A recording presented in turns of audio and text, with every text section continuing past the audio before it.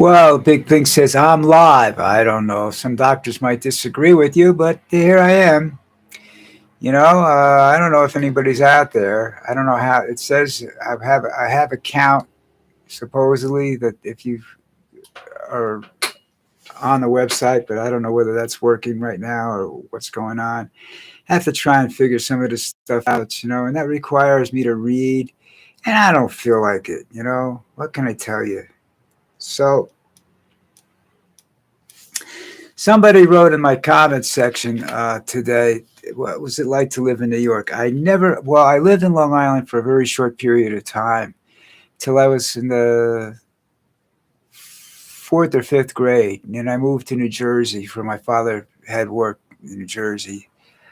By that point in time, we were no longer rich and famous. We were just average people renting and whatnot. My father was, trying to make money. He came over. He was vice president of a bank. He put together the merger that became Fidelity Union Trust Company, and I don't know what they are now. Because these banks that was a process of banks accumulating other banks and whatnot, and he was involved in that. And then he went to work for Georgia Bond Fibers, and after that, for worked there for a while, and then he developed cancer. But they were very good to him. Georgia Bond Fibers was very, very good to him. He's respected. He had his problems. Most of them came in the form of Carstairs rye whiskey, but he had problems. Uh, we didn't get along all that great. I don't know whose fault that really was. Could have been mine. But anyhow, living in New York on Long Island was great. We had the huge backyard, like two backyards in one, next to a park and everything like that. That was the original house. And then I lived in an apartment that is still there. It's very difficult to locate the original house on MapQuest or anything else because it just doesn't really. The neighborhood's not the same. There were vacant lots around at the time. There were woods around at the time. There was a park in the back. That's all gone now. Okay, the house itself has been remodeled, and everything rebuilt. But it was in Kensington Gardens, which was a private area at the time. Like um, every community has one. And then we moved to east from Great Neck, Long Island, where we lived in this really nice, cool house, apartment complex. It was really cool. But we moved from there, we moved to East Orange, New Jersey. Now, that was a unique experience because East Orange was a predominantly black city. And where I came from, you didn't see blacks. The big problem, the Catholics and the Jews didn't get along. Uh, because when I left, I had to leave Catholic school because a nun beat me up, tore my shirt and everything, and my mother wasn't going to put up with that anymore. She was a demented nun. They put her away, but they also, when we left, they excommunicated us because the school that we went to was in being held in a Jewish temple. It was public school, but it was in a Jewish temple, and that back then that wasn't cool. I was across the street from my house though, which I thought was cool, and I enjoyed it there. Then I went to East Orange, but you have to understand, I dealt with all white people for a long time.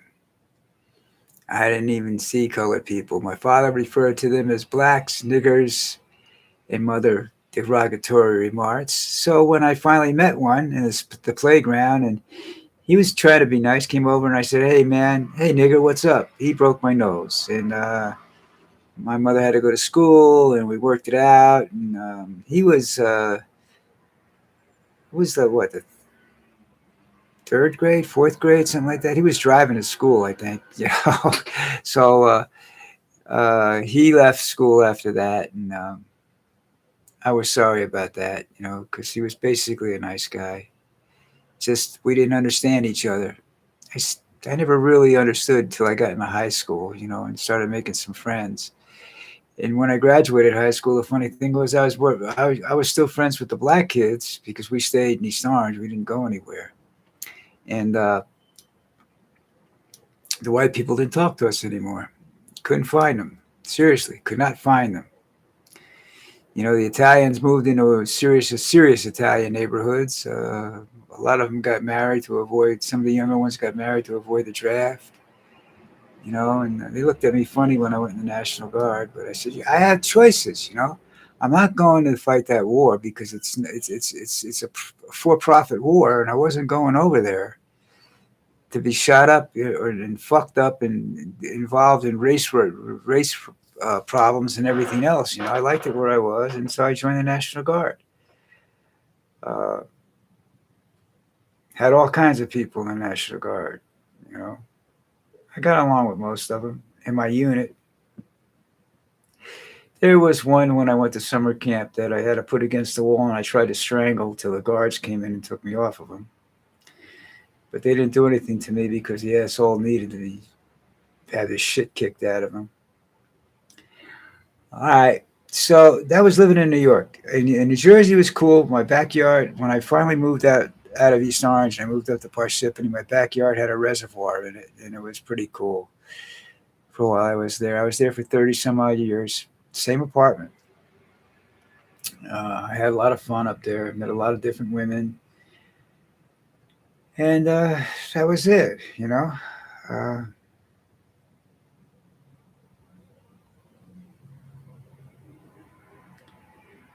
what was the other question I was asked? I don't know. I can't find it. I was asked some other questions there too. Um, I can't read what I wrote the answers down to. If you don't hold my pen, if I don't hold my pen just right, I can't read what I write. And I have no idea what these two next things said. But hey, I grew up, I lived, I survived. Spent a couple of years in therapy. Mostly, I went for therapy for trying to commit suicide. But I was in there because what I really wanted to do there was to find out why I drank as much as I did, and what I pretty much discovered about my whole personality, not just the alcohol part of it, was I was trying very hard not to be my father, not to be this vicious bastard, and I was looking for true romance and all this stuff. I tried so hard not to be him, I turned into him for a while. So once I got that out of my system, people liked me more, and I was okay. Um, I married the wrong woman because of that situation. I said I had to complete a task, and complete a relationship, and I did. I married her. It lasted a year. A couple of things. I should have shot her. I didn't. She was a slut. Slut when I married her. Slut when I left her. So that's just life. Um, that was just a miss. She was a good mom to her kids, but she was a slut. And that's was the end of that. She was married a total of four times, I think. I don't know. After me, there was another one right away. She went from one marriage to the other. She was just hopping along, seeing could screw her the most or whatever. I don't know. But I resented her a lot, and I'm glad, I don't have anything to do with her anymore. And I don't even know if she's alive or dead, and I really don't. It's not going to be, something I'm going to get upset about. And I met some other women after that. My first love was a nurse, Marion Ostrowski. Yeah, She was from Pennsylvania, and she was going to she was working in a hospital in Livingston. She was a good lady. She was. I think the 2 points that wrote about the end of that was I was an asshole because I was drinking a lot all the time, and she was ultra conservative at the time, and it just didn't work out. Uh, I think I was the first guy that ever screwed her, but I don't know. And I didn't know what I was doing anyhow. So, uh, and then I met a lot of other nice women.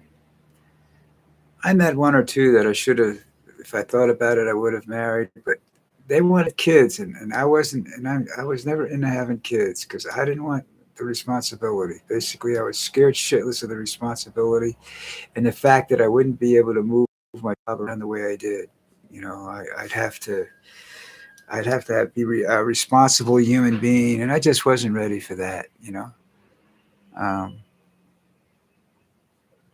so I married this girl from Colombia, and then eventually I moved down here.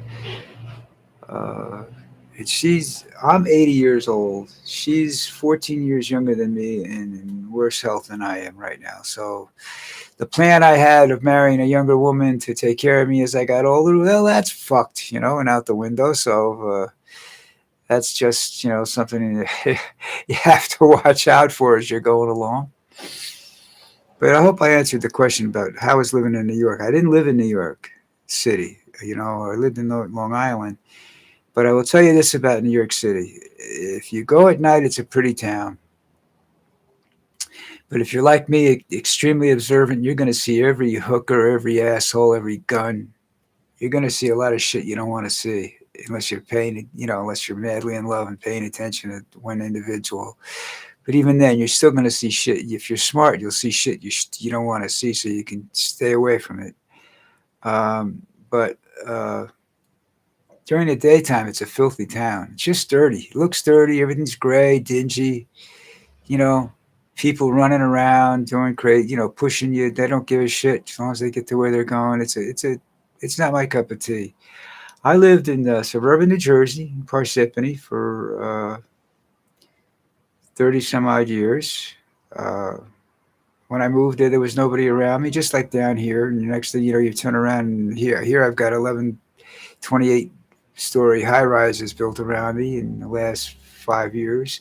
And up there, it just was housing developments, where if they found a piece of land, they built a house or an apartment complex. Uh, but I enjoyed it. It was nice. It wasn't too bad. There wasn't any real violence in the area. I think there was one major crime in the whole 30 years I lived there. Got a lot of bad neighbors, but I started out with a lot of really good neighbors. And then that neighborhood thing's just changed. I could see society changing just by watching what was going on in my apartment. I went from saying hello to everybody to not knowing who was living upstairs from me. I mean, that's just what happens in this. The world is fucked up, and that's just what happens. Um, but New Jersey's a nice place to live if you get out of the cities. Cities aren't a good place to live anywhere. I'm not a city person. I'm sitting here now. I have a nice park across the street. It's pretty nice around. I can walk. It's not all developed yet. But the funny thing about it is the so-called wealthy area, which is right up the street from me. We have the oldest. I'm in the oldest apartment building in the area in this what they call Amazonia. And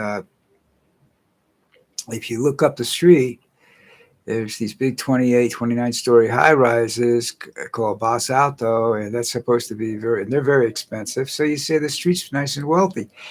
It's garbage though, because of all the crime, all the whack jobs that hang out up there. It's all uh,